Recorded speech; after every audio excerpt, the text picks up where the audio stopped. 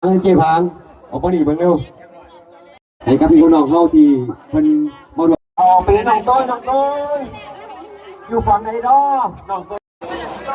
เป็นไงพี่น้องฟังคุณพี่น้องทางไหนครับเป็นไงเนาะบ้านหนองบัวดงตำบลหนองบัวดงตอนนี้พี่น้องเขาศิลาครัราบชจังหวัดศรีสะเกษ พี่น้องเขาทั้งบ้านหนองบัวดง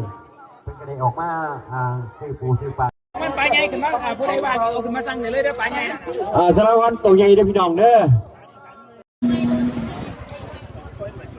ตอนนี้พี่น้องทุกท่านเด้อ9:08ที่นั่นนอนฟังนะครับเด้อพี่นี่เด้อพี่น้องเด้อวันฟังกับพี่กินลอยเอาขึ้นมาเด้อผู้ใหญ่บ้านนะสายันสาวซิกิ้ง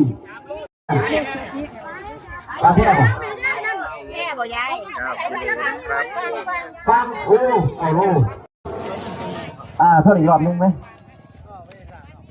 โอ้ได้คักพี่น้องครับผมทวนอีกรอบหนึ่งสำหรับเซตแรกเลยครับผมรางวัลหางบัตรแถวที่19ปอมที่1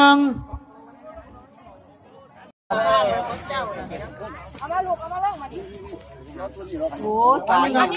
แถวที่18ปอมที่7นะครับแถวที่18ปอม17วันสุดท้ายครับผมแถวที่11ปอมที่7นะครับในที่สุดคือ9 โล 8 ขีดครับผม9 โล 8 ขีดลองลงมาคือ9 โลนะครับผมลงเลยบ่ได้ตอนนี้เด้อนะเอาไปนี่ใหม่ย่ายตัวนึงนี่เอาไปไปเอาตัวนี้ไปทางไหนบอกเอาตัวนี้นะย่ายจองตัวนี้แน่จ้าตัวนั้นมันไม่ใหญ่โอ้ปลานิ่นยักษ์เนาะกิโล6ขีดโอ้เลยตัวใหญ่เลยครับพี่น้องครับมันครับพี่น้องมันแห้งพี่น้องโอ้พุ่นอยู่ในพุ่นกับมี่พุ่นโอ้ปลาจีนใหญ่ไม่มาครับผมปลาจีนใหญ่